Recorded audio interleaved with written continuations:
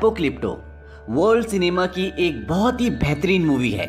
इस मूवी में माया लैंग्वेज का यूज़ किया गया है, जिसकी वजह से इस मूवी की भाषा किसी को समझ नहीं आती, लेकिन इसे इतने अच्छे तरीके से डायरेक्ट किया गया है कि इसमें भाषा की ज़रूरत ही नहीं पड़ती।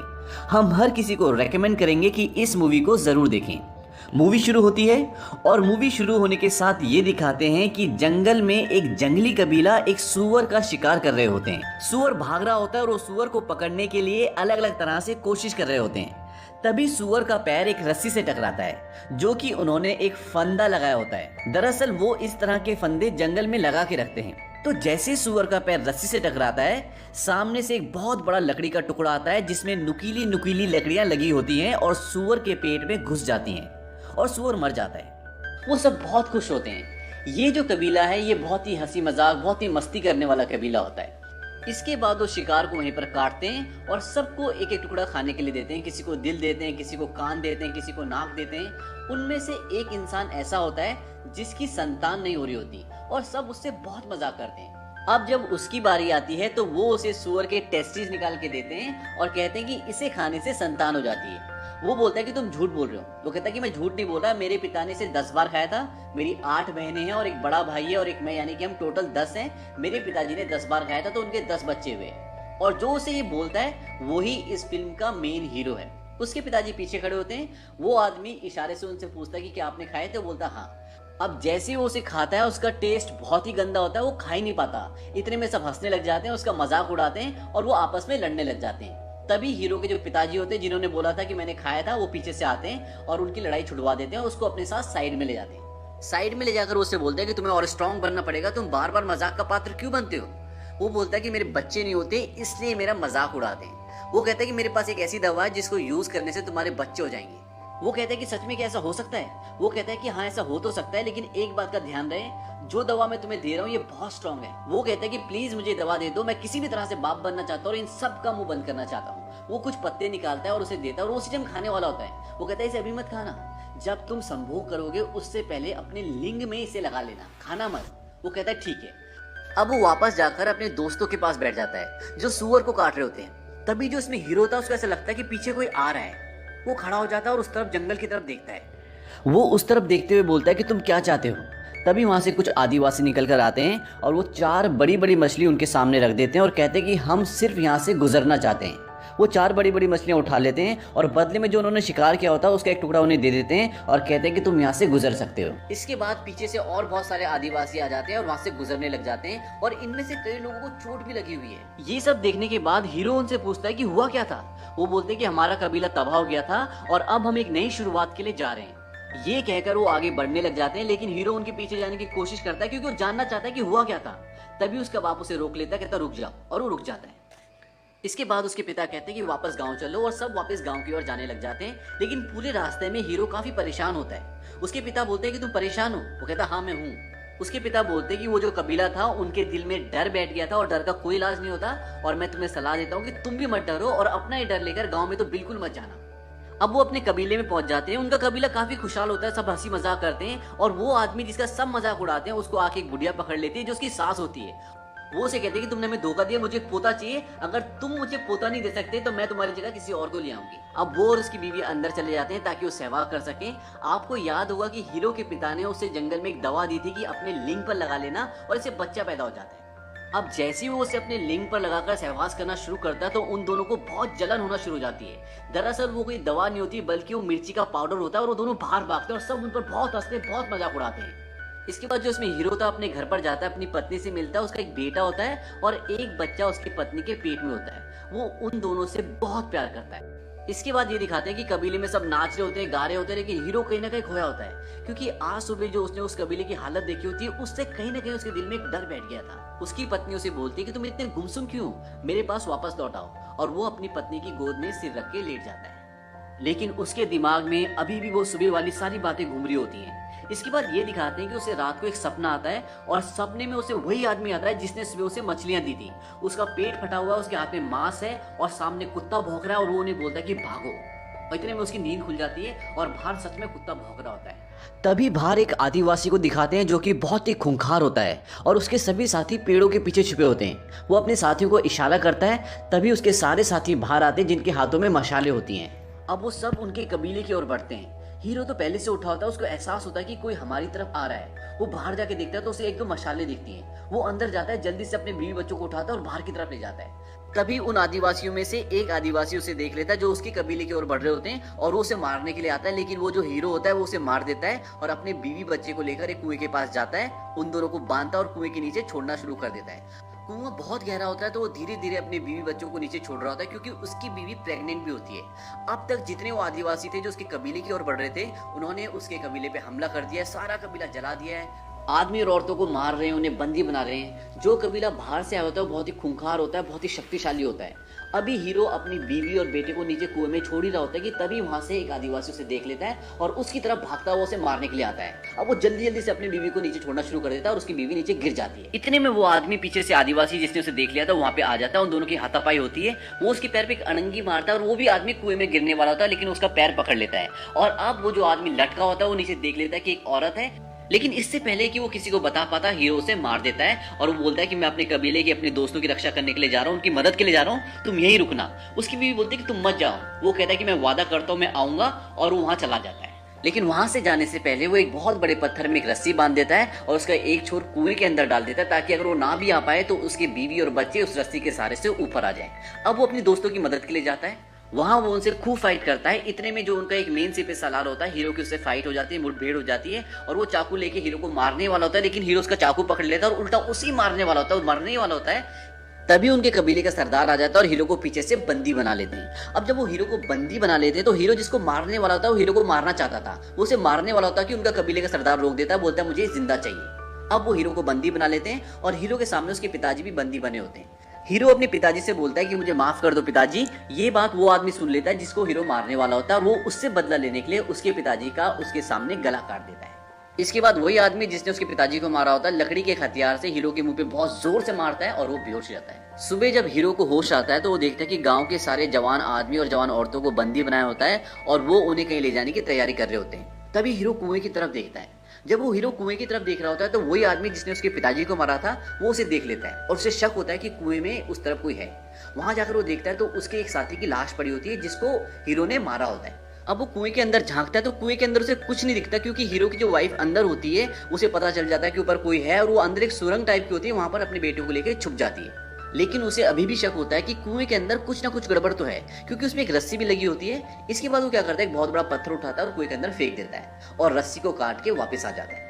अब जितने भी लोगों को उन्होंने बंदी बनाया होता है उन्हें वहां कबीले से लेकर निकल पड़ते हैं। रास्ते में उन्हें वो लोग भी मिलते हैं जो सुबह उन्हें मिले थे, जिन्होंने उन्हें मछली दी थी। उन लोगों को भी बंदी बनाया होता है और उनके साथ उनको लेकर आगे निकल पड़ते हैं, लेकिन वो बच्चों को वहीं छोड़ देते हैं। अब वो कबीले से निकलने के बाद एक बहुत लंबी जर्नी तय करते हैं। रास्ते में नदी आती है, पहाड़ आते हैं, जंगल आता है और इस पूरी जर्नी में बहुत अच्छे सीन्स हैं। जब आप मूवी देखोगे तभी आपको ये सीन्स समझ में आएंगे। अब ये लंबी जर्नी तय करने के बाद फाइनली वो उस जगह पर पहुंच जाते हैं जहां पर उन्हें पहुंचना था। अब बाहर बहुत सारी लाशें पड़ी होती है, वहां कुछ बीमारी फैली होती है, वहां पर एक बच्ची भी होती है। तो बच्ची कुछ भविष्यवाणी करती है। वो बोलती है कि पता है तुम कैसे मरोगे? कहती है कि बहुत ही जल्दी पवित्र समय आने वाला है, दिन में अंधेरा हो जाएगा तो तुम लोग अंधेरे से सावधान रहना। उन लोगों को बोलती है जो वहां के आदिवासी होते हैं, जो उन्हें पकड़ के लेके आए थे, मतलब जो विलन होते हैं। वो कहते हैं कि तुम्हें यहाँ पर किसी एक की वजह से बाहर ले जाएगा और तुम सबका अंत हो जाएगा, तुम्हारी इस दुनिया का अंत हो जाएगा। इसके बाद वो आगे जाते हैं तो देखते हैं वहाँ उनके जैसे हजारों लोग बंदी हैं जो वहाँ मजदूरी कर रहे होते हैं। उनकी हालत बहुत खराब होती है, कोई खून की उल्टियाँ कर रहा है, कोई बीमार है, लेकिन वो उन्हें वहाँ नहीं छोड़ते और एक गांव से होते हुए उन्हें आगे ले जाते हैं। इस गांव में भी सभी मजदूर और बंदी लोग होते हैं। अब उन्हें एक चबूतरे पर ले जाया जाता है और उनके पूरे शरीर में नीले रंग का पेंट लगाया जाता है। यहाँ पर वो लोग भी होते हैं जिनके गुलाम होते हैं और यहाँ पे कबीले के सरदार का स्वागत भी किया जाता है जो इन सब को यहाँ तक बंदी बनाकर लाया है। एक आदमी पूछता है कितने बंदी हैं? कबीले का सरदार बोलता है कि मेरा बेटा बताएगा, पर इस बार पैसे अच्छे देना। वो व्यापारी बोलता है कि हमेशा की तरह पैसे अच्छे मिलेंगे। मतलब यहाँ पता चलता है कि ये लोग इनको जंगल से पकड़कर बेचने के लिए लाते हैं। अब वो उनकी सारी औरतों को ऊपर खड़ा करके उनकी बोली लगाकर उन्हें बेच देते हैं। इसके बाद जितने भी बंदी आदमी होते हैं वो उन्हें वहां से एक जगह ले जाते हैं। वहां बहुत भीड़ होती है और ढोल नगाड़े बज रहे होते हैं और लोगों की गर्दन काटकर उनकी बलि दी जा रही होती है। ये लोगों की बलि देकर भगवान को खुश करने की बात कर रहे होते हैं। तभी वो उनमें से जिन्हें अभी अभी पकड़ कर लाए हैं, एक को लिटाते हैं और उसकी छाती को चाकू से चीर कर उसका दिल निकाल लेते हैं और उसका सिर काटकर सीढ़ियों से नीचे धक्का दे देते हैं। अब हीरो की बारी आती है और जैसे ही वो उसका दिल निकालने वाले होते हैं तभी सूर्य ग्रहण हो जाता है और वो रुक जाते हैं। इसके बाद वो कुछ मंत्र पढ़ते हैं और सूर्य ग्रहण खत्म होने के बाद उन सबको दूसरी जगह ले जाते हैं। यहाँ एक बहुत बड़ा ग्राउंड होता है और दूर ग्राउंड के अंत में झाड़ियाँ होती है और झाड़ियों के पास जंगल। वो उन्हें बोलते हैं तुम भागो और अपने जंगल चले जाओ। अब जो उन्हें यहाँ पकड़ कर लाए हैं उनका सरदार अपने बेटे को झाड़ियों के पास भेज देता है ताकि अगर कोई वहां पहुंचे तो उसे सरदार का बेटा मार दे। अब वो दो लोगों को भागने के लिए बोलते हैं। वो भागते हैं और पीछे से वो खूंखार लोग उन्हें तीर और भाले से निशाना बनाते हैं और एक की मौत हो जाती है और दूसरे को भी तीर लग जाता है और वो भी गिर जाता है। अब वो हीरो और एक और आदमी को भागने के लिए बोलते हैं। वो दोनों जिगजैग भागते हैं पर एक के सिर पर तीर लग जाता है और वो मर जाता है। अब हीरो झाड़ियों तक पहुंचने ही वाला होता है कि कबीले का सरदार पीछे से तीर मारता है और हीरो की पीठ के वो आर पार हो जाता है और वो गिर जाता है, लेकिन वो मरा नहीं होता। अब सरदार का बेटा जो पहले से वहां होता है वो उसे मारने ही वाला होता है कि वहीं पर एक और घायल पड़ा हुआ आदमी उसका पैर खींचकर उसे गिरा देता है और हीरो को बोलता है कि तुम भाग जाओ। लेकिन कबीले के सरदार का बेटा अपने हथियार से पहले उस आदमी को मारता है जिसने उसे गिराया होता है और फिर हीरो को। इसके बाद वो अपना चाकू निकालता है और जैसे वो हीरो को मारने वाला होता है हीरो उसका हाथ पकड़ लेता है और जो तीर उसे लगा होता है उसने उसकी नोक पहले ही तोड़ ली होती है और वो उससे उसका गला चीर देता है और हीरो वहां से भाग जाता है। अब कबीले का सरदार और बाकी के लोग भी वहां पहुंचते हैं लेकिन सरदार का बेटा मर जाता है। अब वो सब मिलकर उसका पीछा करते हैं। हीरो घायल होता है पर वो किसी भी कीमत पर अपने घर पहुंचना चाहता है क्योंकि उसकी पत्नी और बच्चा कुएं के अंदर फंसे हुए हैं और वो उन्हें बचाना चाहता है। हीरो भागते भागते बहुत थक जाता है क्योंकि वो घायल भी होता है। अब उसे एक पेड़ दिखता है जो टूट के एक पेड़ के सहारे टिका होता है, तो हीरो भागता हुआ उस पेड़ पे चढ़ जाता है। उसके बाद वो कबीले वाले उस पेड़ के नीचे से गुजरते हैं लेकिन वो उसे नहीं देख पाते। लेकिन हीरो की बॉडी से खून टपक रहा होता है, तो जब कबीले वाले नीचे से गुजरते हैं तो एक आदमी के ऊपर हीरो का खून गिर जाता है। कबीले वाले आगे पहुंचते तो देखते हैं आगे कोई हलचल नहीं होती, तो वहां पे रुक जाते हैं। तब कबीले का सरदार देखता है कि उसके एक आदमी के ऊपर खून गिरा हुआ है। तो जब वो खून देखता है तो वो ये समझ जाता है कि वो आदमी ऊपर कहीं पेड़ पर छुपा हुआ है। अब हीरो जिस पेड़ पर बैठा होता है वहीं पर वो देखता है कि एक ब्लैक पैंथर का बच्चा भी होता है और तभी ब्लैक पैंथर भी आ जाता है। अब हीरो भागना शुरू करता है उसी तरफ जिस तरफ वो लोग उसे ढूंढते हुए आगे गए थे।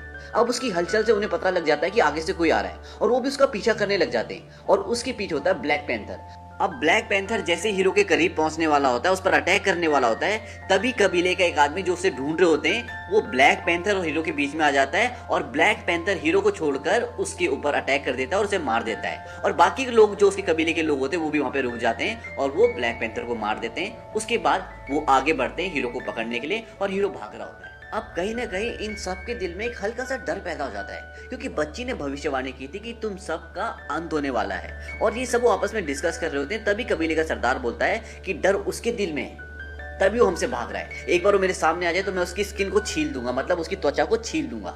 एक जगह हीरो सांस लेने के लिए पेड़ का सहारा लेकर रुकता है तो उसके शरीर पर जो नीला रंग लगा होता है वो पेड़ पे लग जाता है। अब जब वो पीछा करते करते उस पेड़ तक पहुंचते हैं तो उनमें से एक आदमी देख लेता है कि उसके शरीर का रंग उस पेड़ पे लगा हुआ है और वो बाकी लोगों को बताता है कि ये देखो नीला रंग यहाँ पे लगा हुआ है और उसका हाथ उसी रंग पे होता है। तभी उसको एक सांप काट लेता है और उसके पूरे शरीर में जहर फैल जाता है और सबको पता होता है कि अभी मर जाएगा, इसीलिए सब उसको वहां पर छोड़कर आगे निकल जाते हैं और दोबारा वो उसका पीछा करना शुरू कर देते हैं। अब पीछा करते करते वो उसके बहुत करीब पहुंच जाते हैं। हीरो भागता रहता है और रास्ता आगे खत्म हो जाता है। आगे एक बहुत बड़ा झरना होता है, अगर उस झरने से वो कूदेगा तो शायद वो बच भी ना पाए और पीछे भी उसकी मौत होती है। अब उसके पास वहां से कूदने के अलावा कोई चारा नहीं होता और वो उस झरने से नीचे कूद जाता है, लेकिन वो मरता नहीं, वो बच जाता है और तैरते हुए वो किनारे तक पहुंच जाता है। और किनारे पर पहुंचने के बाद वो उन सबको ललकारता है। वो उसे ऊपर से देख रहे होते हैं। अब ललकारता क्यों है? क्योंकि वो अपने जंगल में पहुंच जाता है। वो उन्हें चैलेंज करता है, कहता है कि मेरे बाप ने यहाँ पे शिकार किया था और मैंने भी यहाँ पे शिकार किया और मेरे बेटे भी यहाँ शिकार करेंगे। और उन्हें चैलेंज करता है, कहता है आ जाओ। अब उनमें से एक आदमी बोलता है कि हमें इसके पीछे नहीं जाना चाहिए, हमें वापस चले जाना चाहिए। तभी कबीले का सरदार अपने एक आदमी को मार देता है और झरने से नीचे गिर जाता है और सबको बोलता है कि अब हम एक एक करके कूदेंगे। अब एक एक करके सब कूदते हैं। पहला आदमी बच जाता है, दूसरा आदमी जब कूदता है तो उसका सर नीचे पत्थर से टकरा जाता है और मर जाता है। इसके बाद सभी कूदते हैं और बच के वो किनारे तक आ जाते हैं और दोबारा उसका पीछा करना शुरू कर देते हैं। अब वो भागते भागते दलदल में गिर जाता है और बड़ी मुश्किल से बाहर निकलता है वो बाहर निकलकर एकदम शांत खड़ा हो जाता है और बोलता है, मैं जैगुआर पॉ हूँ। इस मूवी में हीरो का नाम जैगुआर पॉ होता है। तो वो बोलता है कि मैं जैगुआर पॉ हूँ और ये जंगल मेरा है और मुझे किसी का डर नहीं है। अब वो लोग उसे ढूंढते ढूंढते आगे बढ़ रहे होते हैं, तभी वो खुद उनके सामने आ जाता है और उसने अपने सिर के ऊपर पत्ते में लिपटा हुआ मधुमक्खी का एक बहुत बड़ा छत्ता पकड़ा हुआ होता है। वो उस छत्ते को उनकी तरफ फेंकता है और वहां से भाग जाता है। मधुमक्खियां उन लोगों को बहुत बुरी तरह काटती है और वो लोग भी अपने को बचाने के लिए इधर उधर भागते हैं। अब हीरो को एक पीले रंग का मेंढक मिलता है। ये एक जहरीला मेंढक है। वो उसे पकड़ लेता है और कुछ बड़े बड़े कांटे तोड़कर मेंढक के शरीर से उन कांटों में जहर लगाता है। अब वो बहुत चालाकी से काम ले रहा होता है, क्योंकि वो इस जंगल को पूरी तरह से पहचानता है और वो यहाँ बहुत बार शिकार भी कर चुका है। वो एक पेड़ के मोटे तने में अपने शरीर का कीचड़ लगा देता है ताकि उन्हें लगे कि वो वहीं से निकला है, और खुद वहीं पत्तों के पीछे छुप जाता है। अब जब वो एक एक करके वहां से निकलते हैं तो वो एक पत्ते को गोल करके उसके अंदर एक कांटा डालकर जोर से फूंक मारता है और कांटा सीधा उस आदमी की बॉडी में जाकर गड़ जाता है जो लास्ट में आ रहा होता है। ऐसे ही एक एक करके वो उसे 3 कांटे मारता है और वो नीचे गिर जाता है। गिरते हुए उसके मुंह से एक दर्द भरी आवाज निकलती है जिसे उसका दोस्त सुन लेता है। ये वही आदमी होता है जिसने हीरो के बाप को मारा था। अब हीरो जब बाहर निकलता है तो उस वक्त वो आदमी भी उसके सामने आ जाता है। अब जो आदमी नीचे पड़ा है उसके सामने उसका हथियार गिरा होता है। वो हथियार उन दोनों के बीच में पड़ा होता है। अब हीरो के पास तो कोई हथियार नहीं होता, लेकिन दूसरे आदमी के पास हथियार होता है। अब वो दोनों एक दूसरे की ओर भागना शुरू करते हैं। जैसे ही वो एक दूसरे के करीब पहुंचते हैं तो वो आदमी जोर से हीरो पर प्रहार करता है, पर वो स्किड करके नीचे से निकल जाता है। फिर भी उसके सिर पर चोट लग जाती है, पर वो स्किड करते करते नीचे से हथियार उठा लेता है और इससे पहले कि वो हीरो को दोबारा पलटकर मार पाता, हीरो उसके सिर पर पूरी जान से मारता है और वो घुटनों के बल गिर जाता है और हीरो उस पर एक और जोरदार प्रहार करता है और वो मर जाता है। और अब बारिश शुरू हो जाती है और उसके बीवी बच्चे कुएं में हैं और कुएं में पानी भरना शुरू हो जाता है। ये बहुत ही इमोशनल सीन है क्योंकि उसकी वाइफ को पेन शुरू हो जाता है और उसकी किसी भी वक्त डिलीवरी हो सकती है। वो भागते भागते कुएं के पास आता है। उसकी बीवी और बच्चे बोलते हैं जल्दी हमें यहाँ से बाहर निकालो, लेकिन वो वहाँ से भाग जाता है क्योंकि उसके पीछे वो तीनों आदिवासी आ रहे होते हैं। अब उन तीनों में से जो उनका मेन सरदार होता है वो तो उसके पीछे निकल जाता है, पर वो दोनों पीछे रह जाते हैं और वो उसकी बीवी और बच्चे को देख लेते हैं। पर इस वक्त वो उसे पकड़ना चाहते हैं, यानी कि हीरो को पकड़ना चाहते हैं, तो वो उसके पीछे चल देते हैं और उसकी बीवी और बच्चे को वहीं छोड़ देते हैं। अब हीरो भागता भागता रुक जाता है क्योंकि उसे कुछ दिखता है। वो थोड़ा सा घूमकर आगे बढ़ता है, लेकिन तब तक कबीले का सरदार जो उसमें मेन विलन है वो उसे तीर मार देता है और वो तीर सीधा उसके दिल से थोड़ा सा ऊपर लगता है और वो वहीं गिर जाता है। अब वो बड़ी मुश्किल से खड़ा होता है और तीर को तोड़ देता है और उसे चैलेंज करता है कि आजा। वो अपना तीर कमान नीचे फेंकता है, चाकू निकालता है और उसकी तरफ भागना शुरू करता है। तभी उसका पैर किसी चीज पर टकराता है। दरअसल ये एक फंदा होता है। आपको शुरू का सीन याद होगा, जब वो एक सूअर का शिकार कर रहे होते हैं, सूअर का पैर भी एक फंदे से टकराता है और सामने से लकड़ी का एक बहुत बड़ा टुकड़ा आता है जिस पर नुकीली लकड़ियां लगी होती है और वो उसके शरीर में घुस जाती है। ये वही फंदा होता है। अब जैसे उसका पैर टकराता है तभी सामने से वही लकड़ी का टुकड़ा आता है और उसके शरीर में घुस जाता है। और इस तरह से इस मूवी में जो सबसे खतरनाक कैरेक्टर यानी विलन होता है उसकी मौत हो जाती है। अब वो वहां से भाग जाता है क्योंकि बाकी के 2 लोग भी वहां पहुंचने वाले होते हैं। उधर दूसरी ओर कुएं में पानी बढ़ता ही जा रहा है और पानी उसकी बीवी की गर्दन तक पहुंच जाता है और उसी वक्त उसे पेन शुरू हो जाता है और उसकी डिलीवरी उसी पानी में हो जाती है। और दूसरी तरफ हीरो भागते भागते समंदर के किनारे तक पहुंच जाता है। वो घायल होता है, बहुत थक गया होता है। तभी वो समंदर की तरफ टकटकी लगाकर देखने लग जाता है और तभी वो दोनों भी वहां पहुंच जाते हैं, पर उसे मारते नहीं हैं, बल्कि वो भी समंदर की ओर देखना शुरू कर देते हैं। वहां समंदर पर कुछ बड़े बड़े शिप खड़े होते हैं और नाव से यूरोपियन जिनके हाथ में क्रॉस का निशान होता है वो जंगल की तरफ आ रहे होते हैं। अब हीरो मौका देखकर वहां से भाग जाता है और कुएं पर जाकर अपने बीवी बच्चों को बचा लेता है। अब वो अपने बीवी बच्चों के साथ जंगल में जा रहा होता है। तभी उसकी बीवी दूर से वो बड़े बड़े शिप्स देखती है और बोलती है कि हमें वहां जाना चाहिए। वो बोलता है कि हमें जंगल में जाना चाहिए एक नई शुरुआत के लिए।